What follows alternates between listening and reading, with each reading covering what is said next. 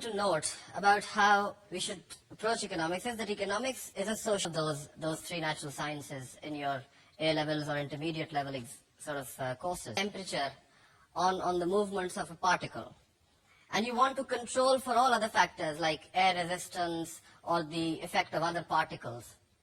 It is possible to design a laboratory environment in which you can sort of create a vacuumed environment, suck all of the particles out, and then you can study exclusively the... An analogy of this in economics would be, let's say, that you wanted to study the impact of the inflation rate on the exchange rate. Now, is it possible for you to control for all other factors that are in simultaneously?